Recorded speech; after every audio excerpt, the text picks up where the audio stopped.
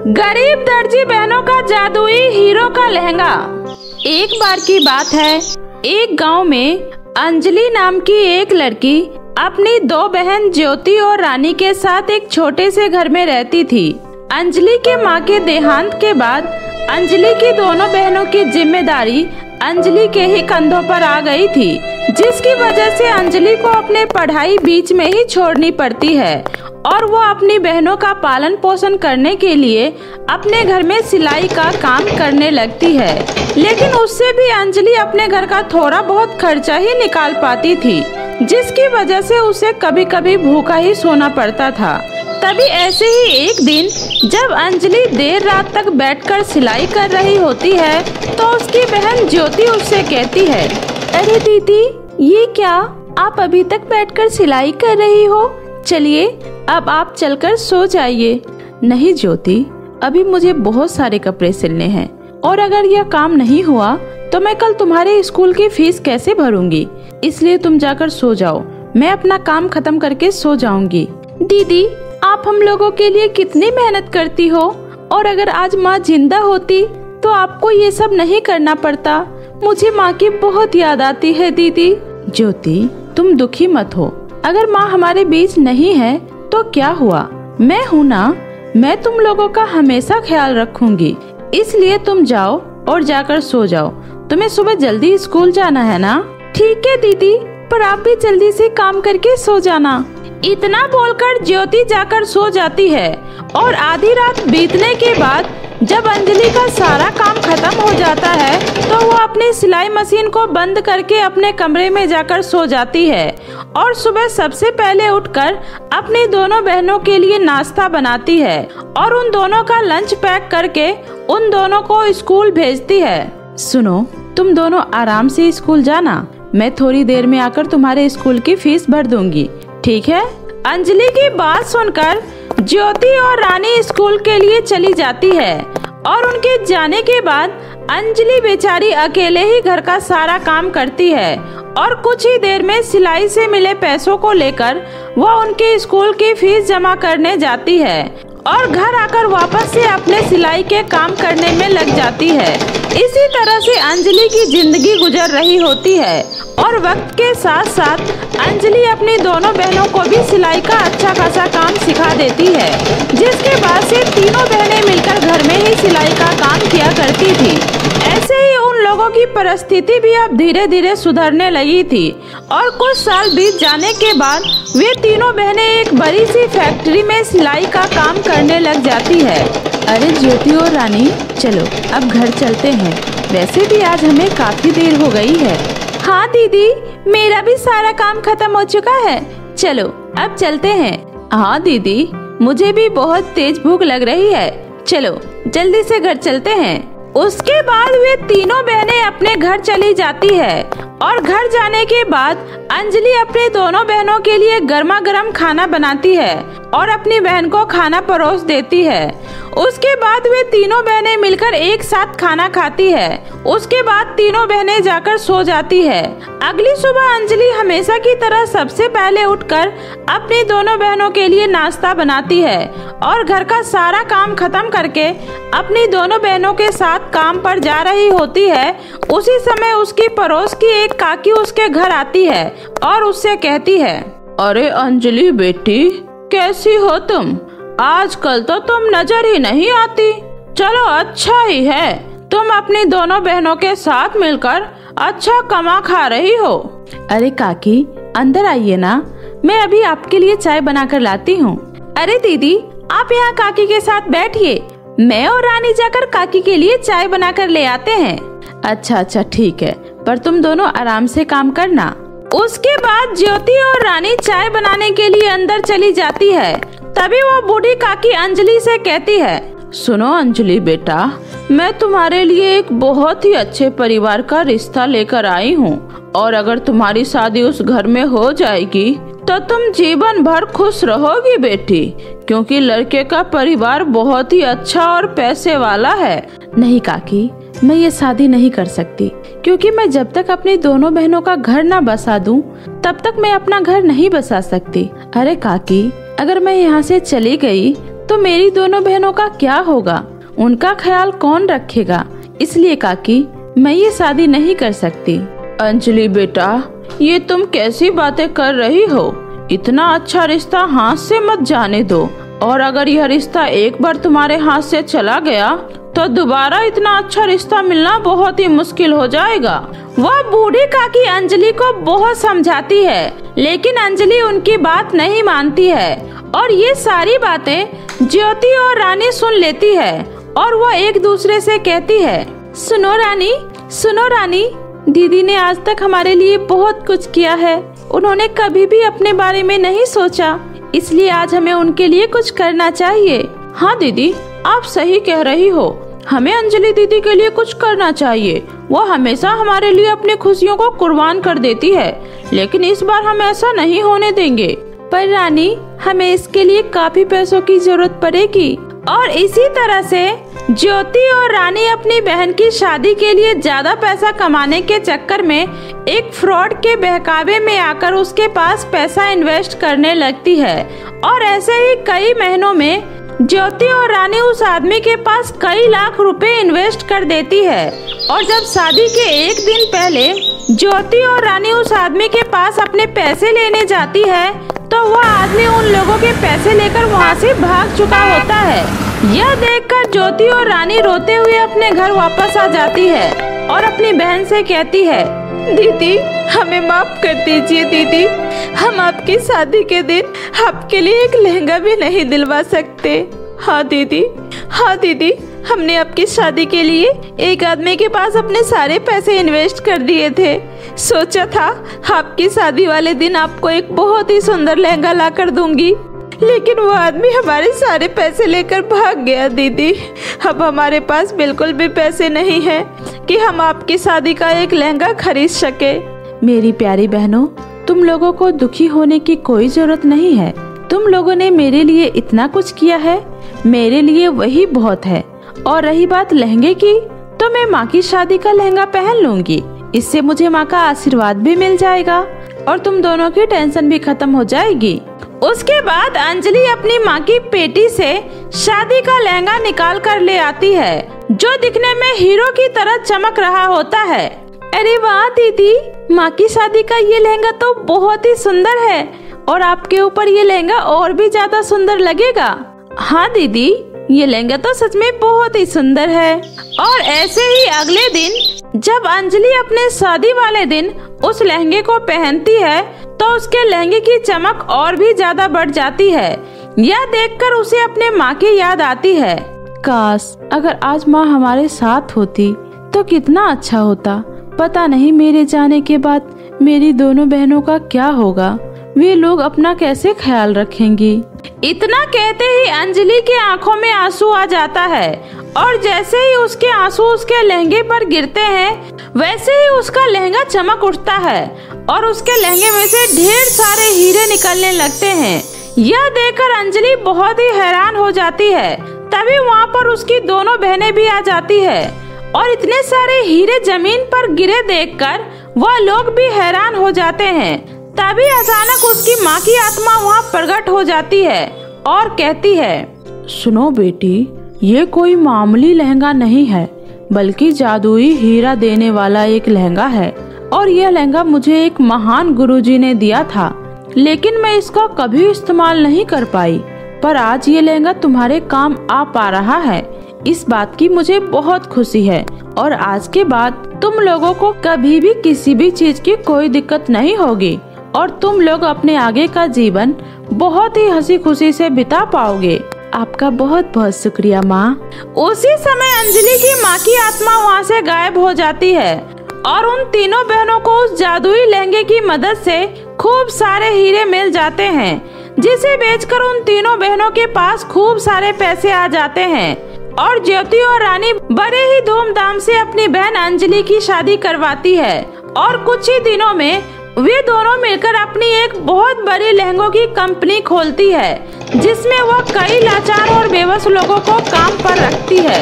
और उस दिन के बाद से उन तीनों बहनों की जिंदगी पूरी तरह से बदल जाती है और अब वो तीनों बहनें अपनी जिंदगी खुशी खुशी व्यतीत करने लगती है। सौतेली बहन और जादुई पाउडर का पेड़। हीरपुर गांव में उर्मिला नाम की एक महिला रहती थी। उर्मिला की शादी को 10 साल बीत गए, लेकिन उसे अभी तक कोई संतान नहीं हुआ। उर्मिला के पति गौरी शंकर ने उसका बहुत इलाज करवाया, लेकिन कोई फायदा नहीं हुआ। एक दिन की बात है, उर्मिला सुबह सुबह मंदिर से पूजा करके घर आ रही थी। तभी मंदिर के बाहर उसे एक प्यारी सी बच्ची रोती हुई मिली। अरे रे, किसकी बच्ची है? कितनी प्यारी बच्ची है। उर्मिला उस बच्ची को अपने गोद में उठा लेती है।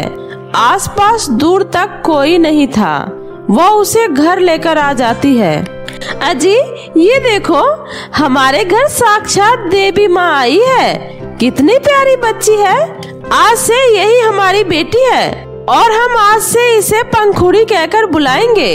उर्मिला बहुत ही प्यार से पंखुड़ी का देखभाल करने लगती है। कुछ ही दिनों बाद उर्मिला को हॉस्पिटल जाने के बाद पता चलता है कि वह भी माँ बनने वाली है और उर्मिला भी एक प्यारी सी बेटी को जन्म देती है, जिसका नाम वो पाखी रखती है। उर्मिला बहुत ही ज्यादा खुश थी, क्योंकि अब उसके पास एक नहीं बल्कि 2 बेटियां थी। उर्मिला अपने दोनों बेटियों से एक समान प्यार करती थी। ऐसे ही दिन बीत रहे थे। उर्मिला की दोनों बेटियां बड़ी हो चुकी थी। दोनों की कॉलेज की पढ़ाई भी पूरी हो गई थी। पंखुड़ी घर पर रहकर माँ के कामों में हाथ बटाती, वही पाखी मॉडलिंग की तैयारी कर रही थी। पंखुड़ी बेटी देख, पाखी आज भी लंच करने नहीं आई। सुबह की भूखी प्यासी गई हुई है। मॉडल बनने का भूत उसके ऊपर ऐसा चढ़ा है कि इस लड़की को खाने पीने का भी होश नहीं है। आप चिंता मत करो माँ, आप जल्दी से लंच पैक कर दो। आज मैं पाखी को लंच देकर आ जाती हूँ। पंखुड़ी पाखी का खाना लेकर उसके शूटिंग की जगह जाती है। वहाँ पाखी अपने एक डांस के लिए रिहर्सल कर रही थी, लेकिन वह कर नहीं पा रही थी। वह बार बार कोशिश कर रही थी, लेकिन उससे हो नहीं पा रहा था। अपनी बहन को यूं परेशान देखकर पंखुड़ी उसके पास जाती है और बोलती है, वेट छोटी, ऐसे नहीं, मैं बताती हूँ। ये देखो, 1 2 3 हो गया। तभी उधर से डायरेक्टर ताली बजाते हुए आ जाते हैं। वाह, ग्रेट! इतनी सुंदर और परफेक्ट आपने मॉडलिंग कहाँ से सीखी? जी माफ करिएगा, मैं मॉडल नहीं हूँ। मैं तो बस यहाँ पाखी को खाना देने आई थी। Yes sir, she is my older sister Pankhuri. Sir, I am ready for shoot. Continue करें? नो पाखी, हमें इस डांस के लिए पंखुड़ी जैसी कोई सिंपल और सुंदर लड़की चाहिए। प्लीज तुम इस डांस के लिए अपनी बहन को मनाओ। मैं उसे इसके लिए पूरे 1 लाख रुपए दूंगा। 1 लाख? Okay sir. पंखुड़ी सोच क्या रही है? हाँ कर दे, हर किसी को ये मौका नहीं मिलता। प्लीज पंखुड़ी, मेरी खातिर हाँ कर दे प्लीज। पाखी के बार बार कहने पर पंखुड़ी मान जाती है और फिर उसके बाद वह बहुत सारे गाने की शूटिंग करती है। पाखी, ये कैमरा, ये लाइट, ये ग्लैमर की दुनिया, ये कितनी खूबसूरत है ना। आज आ गई ना आपको ये बात समझ में कि मैं मॉडल बनने के लिए इतनी पागल क्यों हूँ। आज तो मजा ही आ गया। माँ ये सब सुनेगी तो खुशी से झूम जाएगी। क्या कमाल की एक्टिंग की है आपने। इसी तरह बातें करते हुए दोनों बहन घर चली जाती है। अगले दिन पाखी तैयार होकर शूट के लिए निकलती है। तभी उसके पास डायरेक्टर का कॉल आता है। पाखी, कमाल हो गया। पंखुड़ी के परफॉर्म ने पूरे मार्केट आग लगाकर रख दिया। सॉरी टू से, बट अब हम पंखुड़ी के साथ ही आगे का शूट करेंगे। अभी हम एडवांस पैसे और गिफ्ट लेकर तुम्हारे घर आ रहे हैं। यह सुनकर पाखी को पहली बार बहुत दुख होता है। पाखी का बचपन से एक ही सपना था, मॉडल बनने का, लेकिन वह सपना अब पाखी का टूटता हुआ नजर आ रहा था, क्योंकि फेमस होने से पहले ही पाखी पूरी तरह से फ्लॉप हो चुकी थी। अब तो हर जगह पंखुड़ी के ही चर्चे थे। पंखुड़ी ने एक से बढ़कर एक परफॉर्म किया और खूब नाम और पैसे कमाए।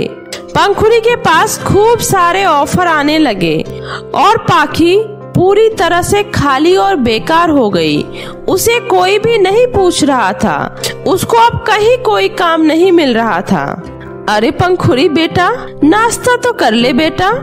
नहीं माँ, देर हो जाएगी, मैं वही कैंटीन से खा लूंगी, बहुत काम है माँ। आप और पाखी दोनों नाश्ता कर लीजिए, मैं जल्दी ही आप सबसे मिलती हूँ। बाय माँ। माँ, पंखुड़ी जा चुकी है, अब मुझे खाना दोगी या फिर मैं भी यहाँ से भूखी ही चली जाऊँ? कैसी बात कर रही हो बेटा, ये लो। पाखी अब पूरी तरह से पंखुड़ी से जलने लगती है। इस पंखुड़ी की बच्ची ने पूरी तरह से मेरा कैरियर खराब कर दिया। आज इसकी वजह से कोई भी मुझे नहीं पूछ रहा। शुरू से यही तो होता आया है। इसकी वजह से माँ बाबा मुझसे ज्यादा प्यार पंखुड़ी से करते हैं और आज ये मेरी जगह लेकर ऊंचाइयों में उड़ रही है। मैं ऐसा हरगिज नहीं होने दूंगी। पंखुड़ी को अपने गोरे रंग का बहुत ही गुमान है ना, मैं उससे उसकी ये खूबसूरती ही छीन लूंगी। उस दिन के बाद से पाखी पंखुड़ी से दूर दूर रहने लगती है। माँ, ये रही मेरी आज की कमाई। पंखुड़ी बेटा, आज तुम्हारी वजह से सब कुछ अच्छा हो पाया है। ये सब कुछ तुम्हारी बदौलत है बेटा।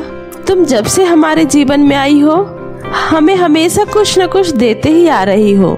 तुमने हमारे लिए कितना कुछ किया है बेटा, सच तुम साक्षात देवी का रूप हो।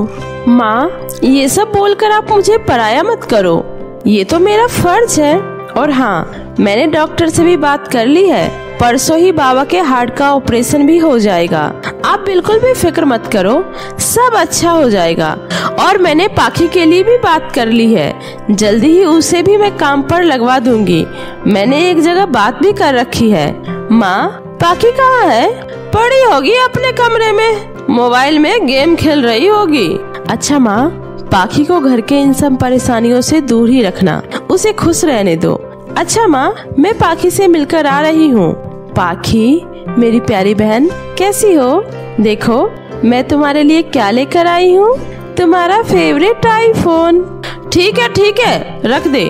और बता, आज बहन की याद कैसे आ गई? बहन की याद तो हमेशा ही आती है, पर कम वक्त, काम ही इतना है कि वक्त कम पड़ जाता है। वैसे मैं तुम्हें बहुत जल्दी एक सरप्राइज देने वाली हूँ। मैं भी आपको बहुत जल्द एक सरप्राइज देने वाली हूँ, जिसके बारे में आपने सपनों में भी नहीं सोचा होगा। पंखुड़ी वहाँ से अपने काम के लिए निकल जाती है। अगले दिन पाखी पंखुड़ी के कमरे में जाकर उसके फेस पाउडर की जगह एक केमिकल रख देती है। पंखुड़ी जब नहाकर आती है तो जल्दबाजी में वो उसी फेस पाउडर को अपने फेस पर लगा लेती है। उस फेस पाउडर को लगाते ही पंखुड़ी का चेहरा पूरी तरह से काला और झुलस जाता है।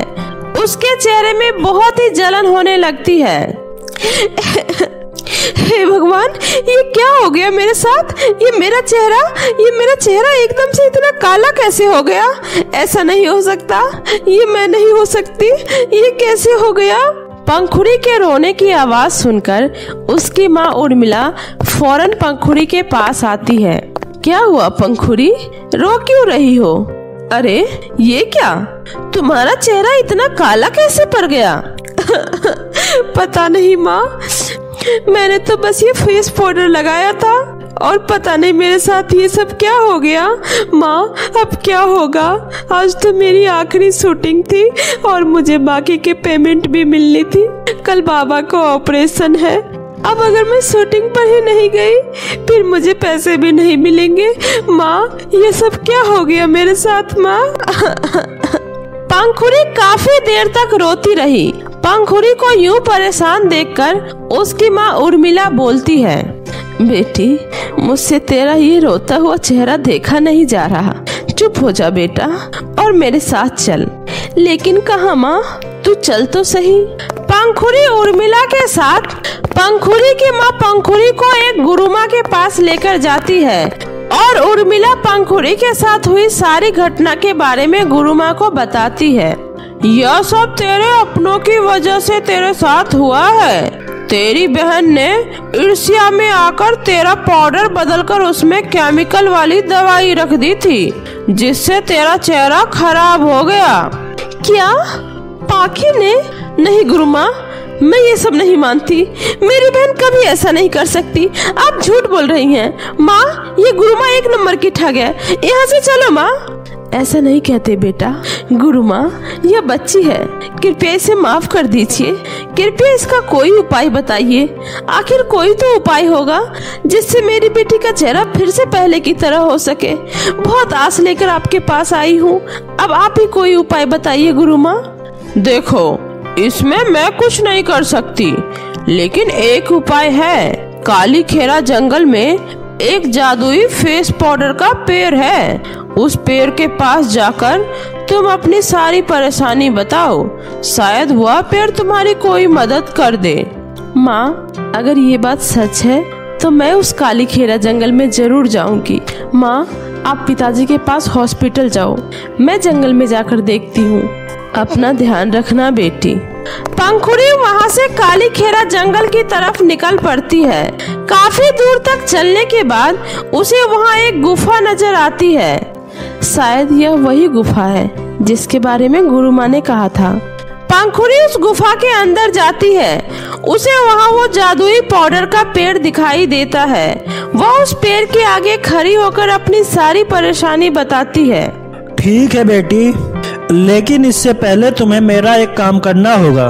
अगर मैं इस पेड़ से तुम्हें जादुई पाउडर देता हूँ तो तुम मुझे इसके बदले में क्या दोगी? हे जादुई पेड़, वैसे तो आपके सामने मेरी कोई हैसियत नहीं है कि मैं आपको कुछ दे सकूं, लेकिन आप इस गुफा के अंदर रहते हैं तो आपके पास इस गुफा के अंदर पानी नहीं मिल पाती होगी। मैं हर रोज यहाँ आकर आपको पानी पिला दिया करूँगी, जिससे आपको थोड़ी राहत मिल सके। मैंने बहुत से लोगों की मदद की है, लेकिन मुझे लोगों ने धन और पैसे देने की बात की है, लेकिन तुमने मेरी मेन जरूरत खाने और पीने के बारे में सोचा है। मुझे यह देखकर बहुत अच्छा लगा। तुम सच में बहुत अच्छी लड़की हो। इतना बोलते ही वो पेड़ पंखुड़ी को एक जादुई पाउडर देता है।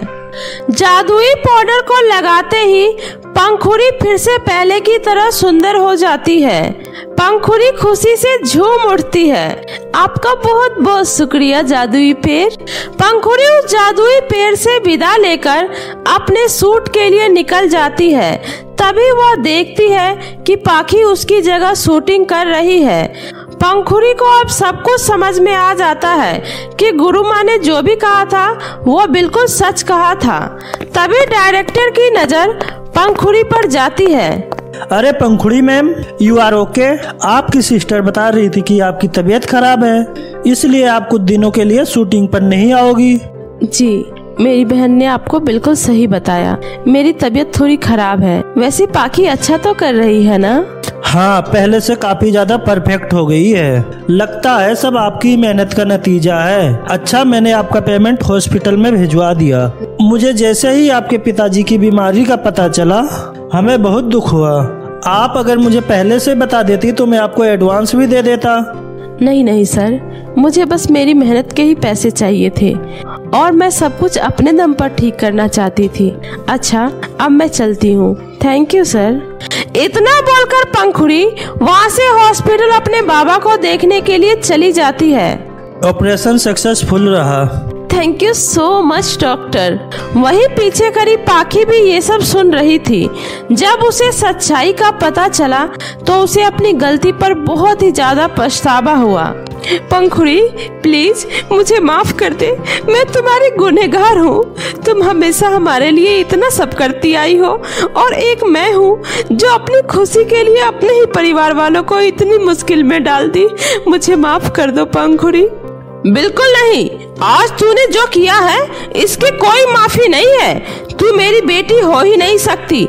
आज से मेरी एक ही बेटी है और वो है पंखुड़ी। निकल जा यहाँ से, हम तुम्हारे कोई नहीं है। ऐसा मत कहो माँ, मैं आप लोगों के बिना नहीं रह सकती। मुझे माफ कर दो, मुझसे बहुत बड़ी भूल हो गई। मुझे नहीं पता था कि घर की ये हालत है और पंखुड़ी जो भी कर रही है वो हमारे परिवार के भलाई के लिए कर रही है। प्लीज पंखुड़ी, माँ से कहो ना वो मुझे माफ कर दे। माँ, पंखुड़ी को माफ कर दो। जो भी हुआ वो उससे नादानी में हुआ। अब सब कुछ ठीक हो चुका है, प्लीज माँ। और फिर उसके बाद उसकी माँ भी पाखी को माफ कर देती है और सभी मिलजुल कर प्यार से एक साथ रहने लगते हैं। तो मेरे प्यारे दोस्तों, कैसी लगी आपको मेरी ये कहानी, मुझे कमेंट करके जरूर बताएं। कहानी अच्छी लगी हो तो इसे अपने दोस्तों के साथ भी शेयर करें। और हाँ दोस्तों, अगर आपने अब तक मेरे चैनल जादुई टीवी को सब्सक्राइब नहीं किया है तो जल्दी से नीचे लाल बटन दबाकर अभी सब्सक्राइब कर ले। तो मिलती हूँ ऐसे ही फिर किसी नई मजेदार जादुई कहानी के साथ। तब तक अपना ध्यान रखें। बाय बाय दोस्तों।